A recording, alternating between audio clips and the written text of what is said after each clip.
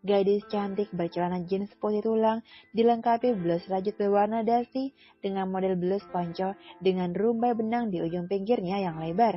Sendal wijes yang menampakkan ujung jari Rengganis yang panjang dan berkuku indah itu seperti melengkapi pesona kecantikan dokter muda yang sebentar lagi akan terbang ke negeri ginseng untuk memperdalam ilmu yang dimilikinya. Beberapa surat izin kedinasan, surat keputusan penerimaan beasiswa, paspor, serta beberapa berkas-berkas penting lainnya telah lengkap di dekapannya kini. Mata indah yang memancarkan kebahagiaan itu tetap tak bisa menyembunyikan kesepian dan kekosongan yang terasa amat menyakitkan dalam hatinya. Maaf ya sayang, Mami sama Papi tidak bisa antar Rengganis.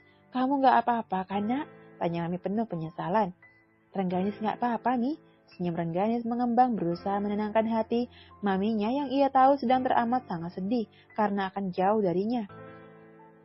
Ini kan bukan perjalanan pertama Rengganis keluar negeri, Mi.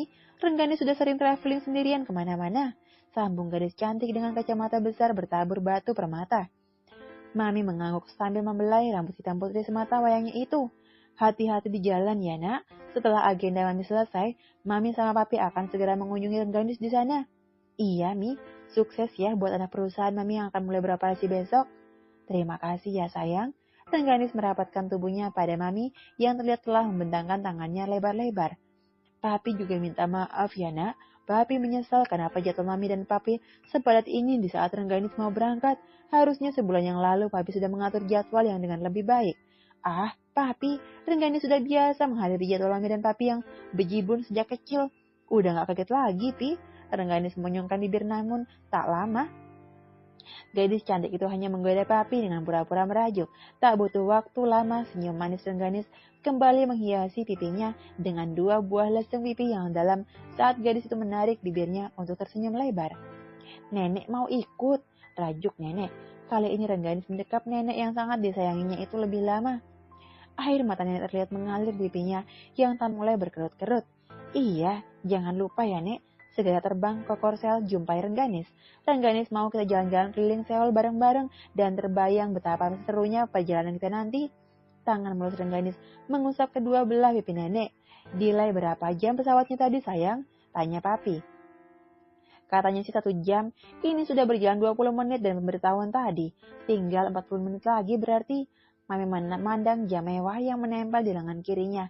Hati wanita itu semakin berat saat waktu semakin memaksa mereka untuk mendekati perpisahan. Beberapa kali, wanita paruh baya itu menarik nafas panjang dan menghembuskannya kuat-kuat. Mi, sepertinya Rengganis harus segera check-in. Sampai jumpa lagi ya, Mi. Rengganis memeluk Mami dan mencium pipi kanan dan kiri wanita yang telah melahirkannya itu. Meski berat, akhirnya Mami mengakhiri drama peluk-meluk yang sebenarnya tak ingin diakhirinya. Pelan, wanita bersanggul modis itu menyapu pipi kanannya dengan punggung tangan, mengusap air mata yang turun dengan sendirinya meski tanpa komando darinya. Pi, Rengganis berangkat, jaga Mami dan nenek baik-baik ya Pi. Rengganis pun memeluk Papi tak lupa sebelumnya menyalami dengan penuh takzim. Hati-hati ya nak, belajar yang giat. Nenek selalu berdoa untuk Rengganis, cepat selesaikan studinya dan kembali ke tanah air. Air mata wanita tua itu kini tak lagi dapat dibendung. Berkali-kali ia mengusap tisu ke wajah tuanya. Rengganis sebenarnya tak tega melihat nenek larut dalam kesedihan mendalam di usia senjanya. Pedih yang dirasakan gadis itu seakan buat langkahnya maju meninggalkan mereka semua semakin berat. Pergilah nak, Papi mengantar Rengganis sampai ke pintu.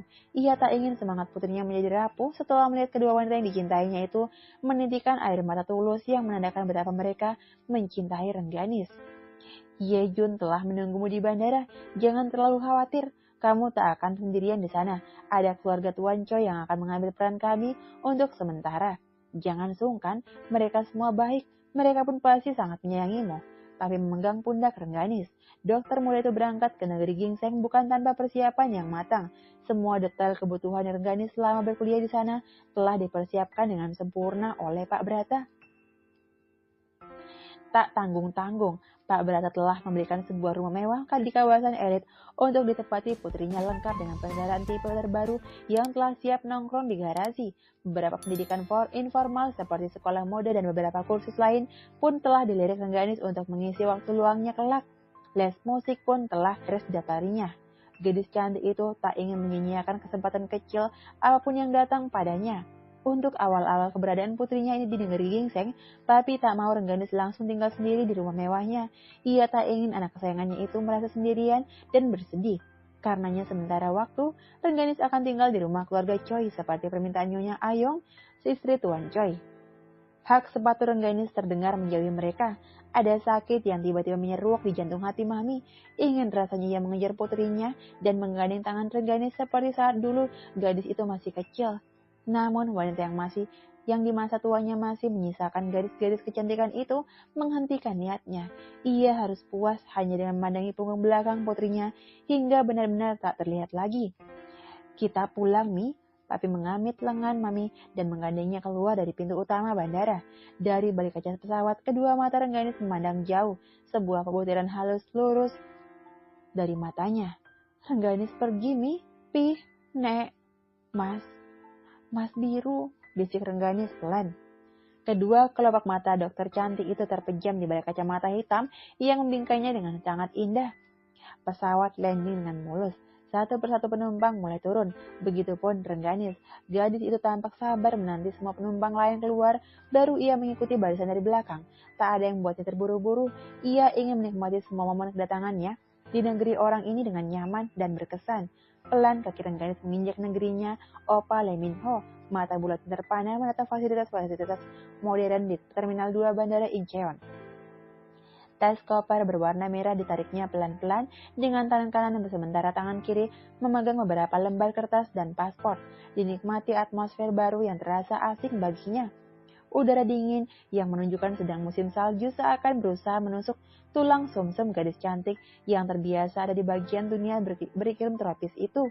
Jaket tebal yang telah dipersiapkannya dari Jakarta memang telah dikenakannya sejak tadi. Syal berwarna dasti pun telah melilit leher jenjangnya dengan sangat padan dengan penampilan modis dan girlinya. Sarung tangan kulit yang berwarna putih tak mau ketinggalan untuk membantu menghangatkan tangan Rengganis. Rengganis mengangkat kepalanya, menatap atap kaca luas yang terlihat sangat indah dan luar biasa itu. Langit kota Seoul terlihat jelas meski dari dalam ruangan. Tiba-tiba seorang laki-laki bertubuh jangkung menabraknya.